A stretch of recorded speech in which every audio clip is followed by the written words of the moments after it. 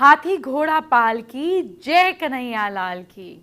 आज भगवान कृष्ण का दिन है। आज मुरारी प्रसन्न होंगे। दिवाली के ठीक बाद आप विष्णु अवतार श्री कृष्ण की कृपा पा सकते हैं। अभी दिवाली का त्योहार खत्म नहीं हुआ है। यह त्योहार धनतेरस से शुरू होकर 5 दिन तक चलता है।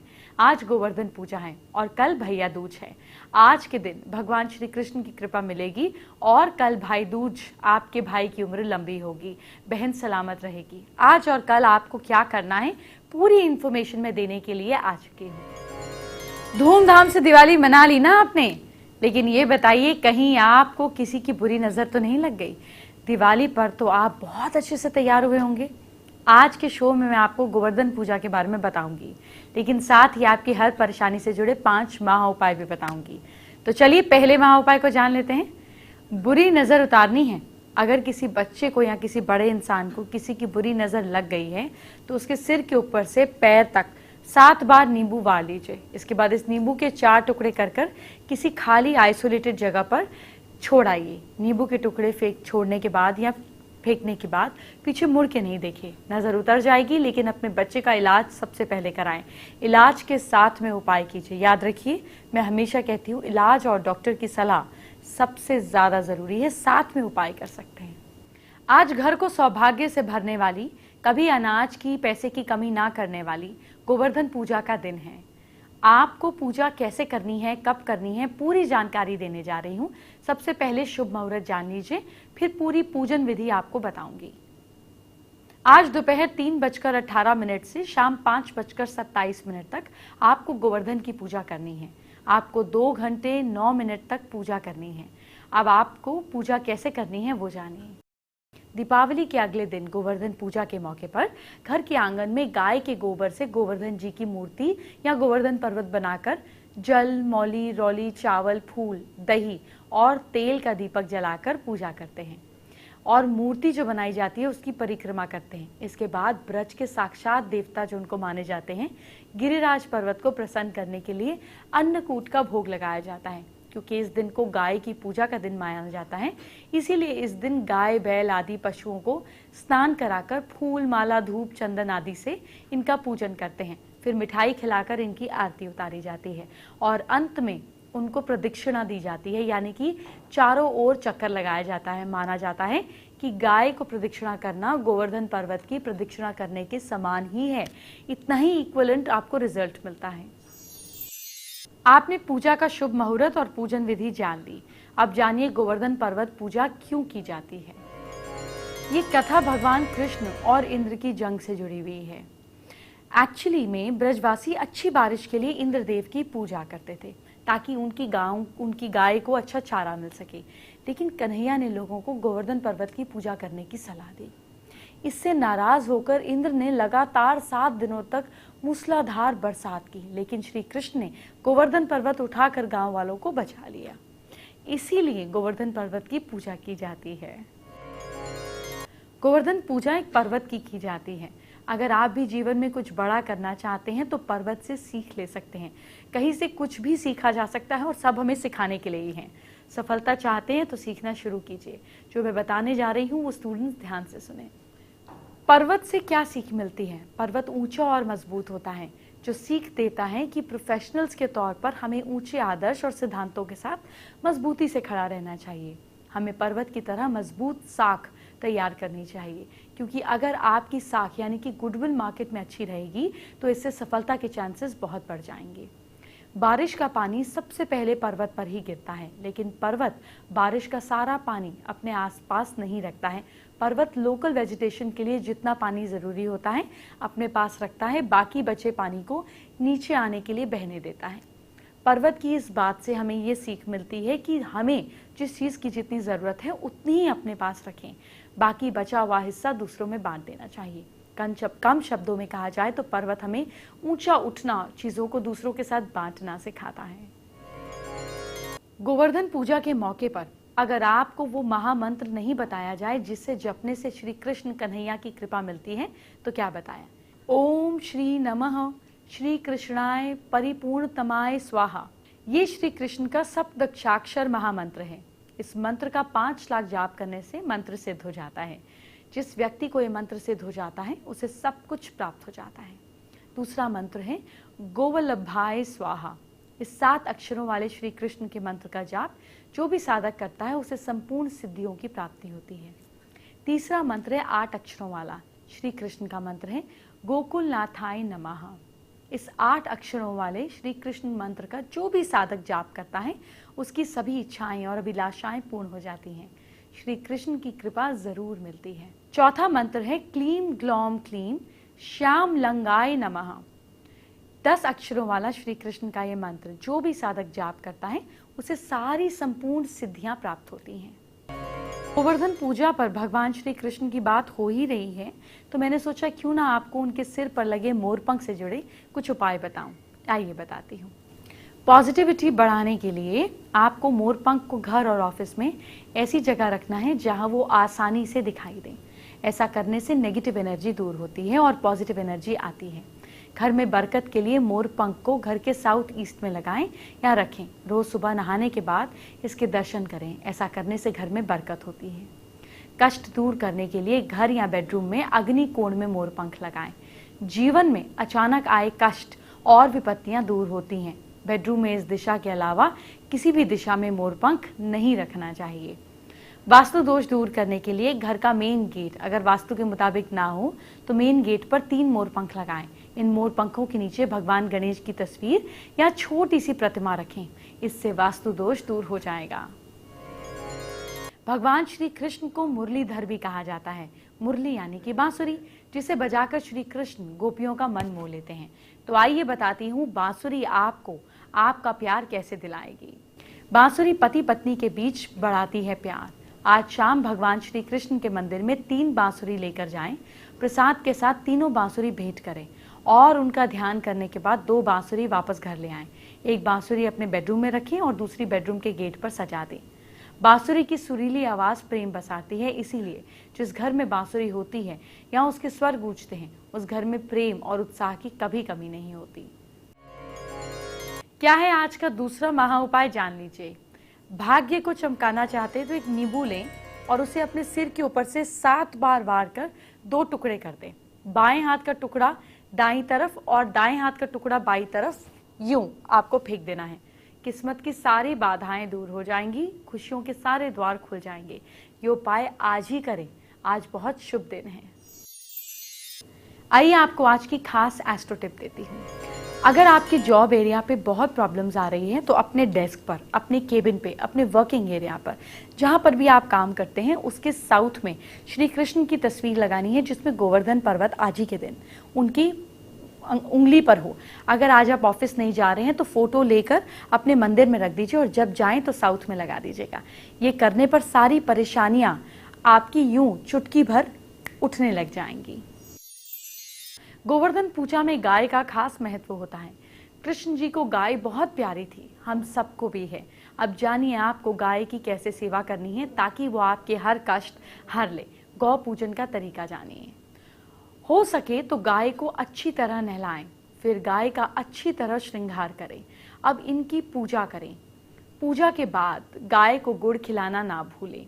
अब गाय की देखरेख करने वाले को अन्न और वस्त्र भेंट करें। ऐसा करने से घर में सुख समृद्धि आती है। गाय को मां लक्ष्मी का रूप भी माना जाता है। गाय को चारा खिलाने से आपके जीवन में कई बाधाएं दूर हो सकती हैं। आइए बताती हूँ कैसे गाय आपके जीवन को बेहतर बनाती है। गौ माता को केला खिलाने से आपकी कमाई में बढ़ोतरी होगी। एक स्टडी में पाया गया कि जहां गौ माता सांस लेती है वहां के 100 मीटर तक का एरिया हार्मफुल बैक्टीरिया फ्री रहता है।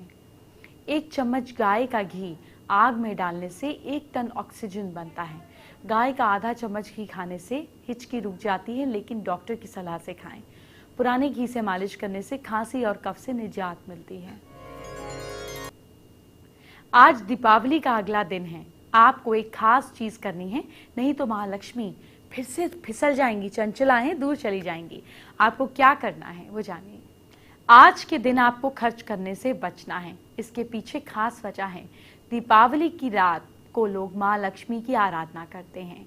मान्यता ये है कि दीपावली के अगले दिन ही अगर खर्च करने लग जाएं तो इससे माता लक्ष्मी नाराज हो जाती हैं।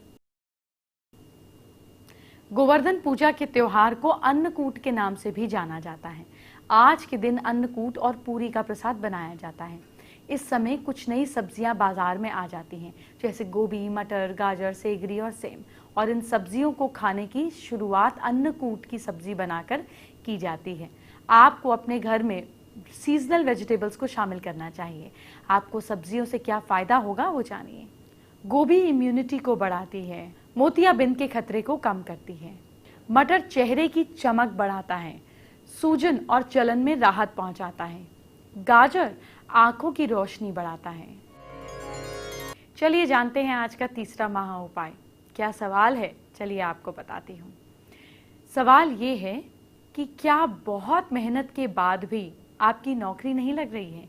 एक बिना दाग वाला बड़ा नींबू लें और आप उसके जाकर 12 बजे से पहले जाकर उसके 4 हिस्से कर लें, चारों डायरेक्शंस में छोड़ दें।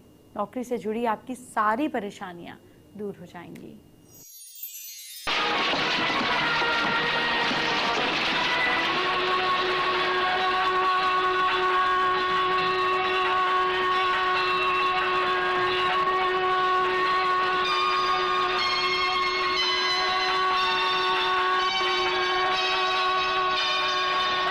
गोवर्धन पर्वत उठाने वाले श्री कृष्ण की कृपा मिल जाए तो जीवन का हर संकट दूर हो जाएगा। आपके लिए बड़े काम की जानकारी लाई हूँ। घर में श्री कृष्ण की तस्वीर या मूर्ति स्थापित है तो एक जरूरी बात जान लीजिए।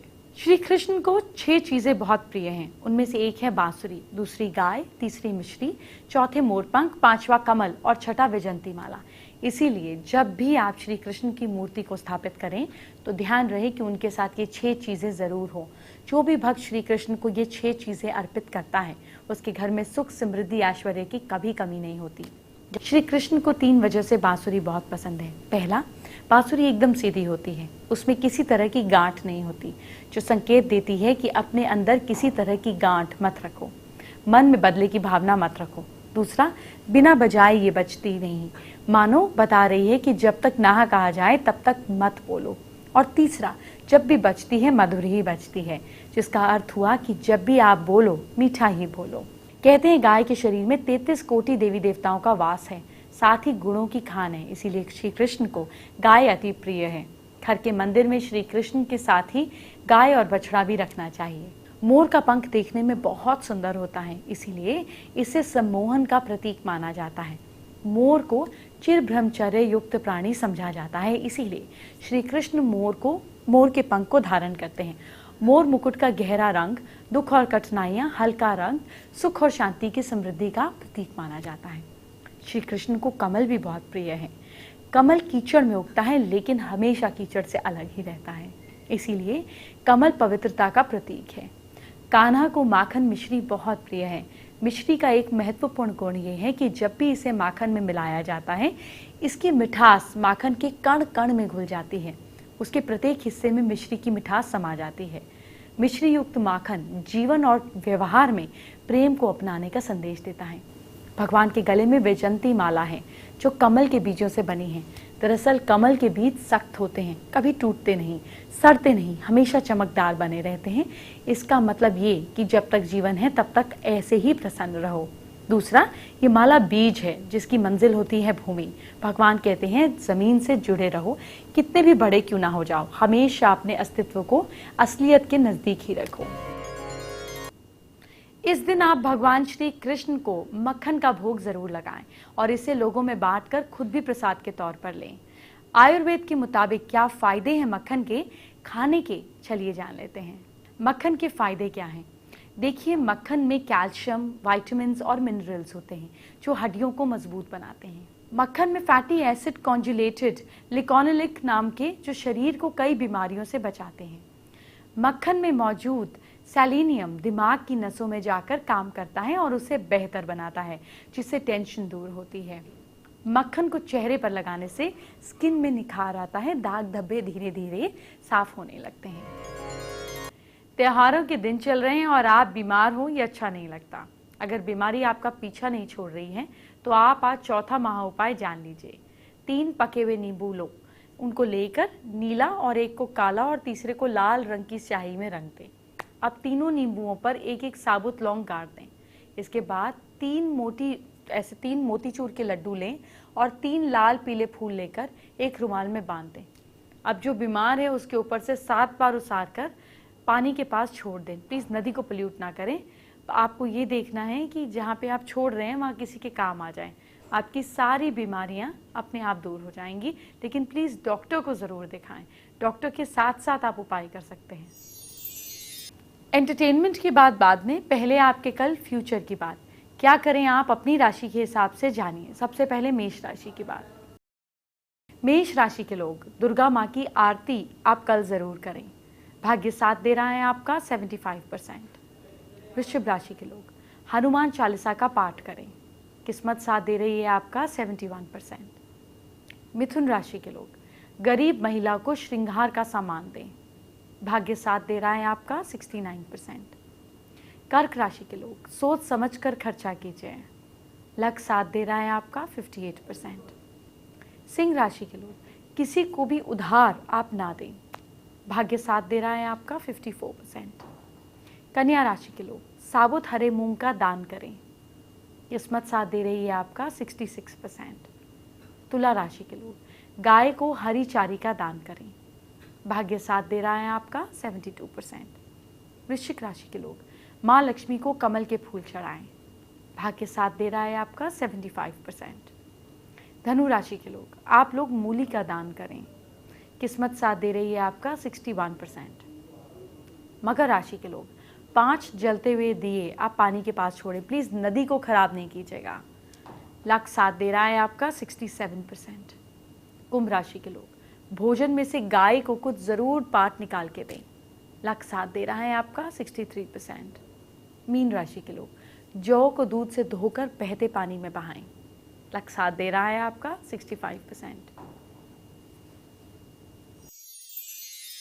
फेसबुक पर कल्पी राठौड़ ने अपनी प्रॉब्लम हमारे साथ शेयर की है। कल्पी की शादी होते होते रुक जाती है और ये समस्या काफ़ी समय से चल रही है, जिससे वो दुखी हैं और उपाय जानना चाहती हैं। कल्पी, शादी में कोई आपकी दिक्कत ना आए इसलिए हर थर्सडे केले के पेड़ पर 7 बार पीला धागा, मतलब आपको सफ़ेद सूत लेना है जिसे हल्दी से रंग कर 7 बार घुमाकर 7 गांठ बांध देनी है। हर थर्सडे ये कीजिए और जब रिश्ता देखने के लिए बात करने जाएं उस दिन भी ये कीजिए, इर्रिस्पेक्टिव ऑफ डे। आपकी बात में अब अड़चन नहीं आएगी। आइए बात करते हैं आज के 5वें महा उपाय की। अगर आप अपना भाग्य बदलना चाहते हैं, किस्मत चमकाना चाहते हैं, तो आप आज ही सिर से 7 बार नारियल बार कर किसी को दान कर दीजिए। देखिए फिर समृद्धि कैसे आपको अपने द्वार पर मिलेगी और आपके सारे काम बनेंगे। कल दीपावली का आखिरी दिन है, आखिरी पर्व है और कल भाई दूज भी है। भाई के साथ रिश्तों की मजबूती की कल बात करेंगे। हर दिन आपने शो देखा, आपको फायदा भी हुआ, तो कल का शो भी जरूर देखिए। लेकिन अब मुझे इजाजत दीजिए। श्री कृष्ण आपका भला करें। जय श्री कृष्ण।